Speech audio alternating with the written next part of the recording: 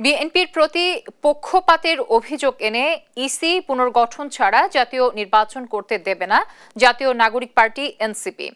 পাশাপাশি ঐকমত্য কমিশনের প্রস্তাব অনুযায়ী আইন পরিবর্তন, আগে স্থানীয় সরকার নির্বাচন দাবিও করে দলটি। এনসিপির এসব দাবিকে রাজনৈতিক উল্লেখ করে নির্বাচন কমিশনার আবুল ফজল মোহাম্মদ সানাউল্লাহ বলেন, কমিশন নিরপেক্ষভাবে কাজ করছে। বিস্তারিত জানাচ্ছেন শিউলি রায়। আগারগাঁও নির্বাচন ভবনের সামনে বুধবার সকালে শুরু হয় জাতীয় নাগরিক পার্টি এনসিপির বিক্ষোভ। টানা 4 ঘন্টার এই কর্মসূচিতে নিজেদের দাবি তুলে ধরেন দলটির নেতারা। বলেন, কমিশন বিশেষ দলের পক্ষ নিয়ে নিজেদের নিরপেক্ষতা হারিয়েছে। 3 উপদেষ্টাকে বিএনপিপন্থী উল্লেখ করে তাদের পদত্যাগেরও দাবি করেন দলটি। তারা আসলে একটা বিশেষ রাজনৈতিক দলের সাথে নিজেদের অবস্থানকে একেবারে গুলিয়ে ফেলেছেন।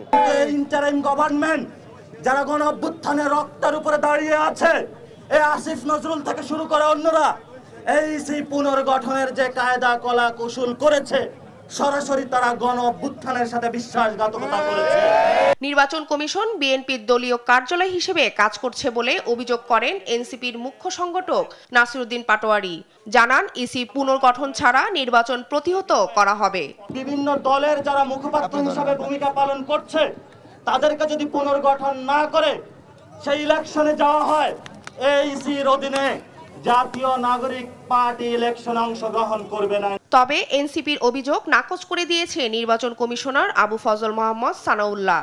সিএসি সভাপতিত্বে 5ম কমিশন সভা শেষে তিনি বলেন, ইসি পুনর্গঠনের দাবি রাজনৈতিক, এই নিয়ে কোনো মন্তব্য করবে না কমিশন।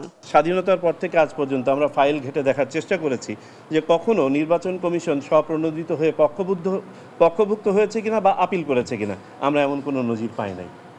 সুতরাং আমাদের পক্ষভুক্ত হওয়া বা করার এই আইন আমাদেরকে সুযোগ দেয় না। রাজনৈতিক কর্মকাণ্ড নিয়ে আমরা কোনো মতামত দিতে চাই না।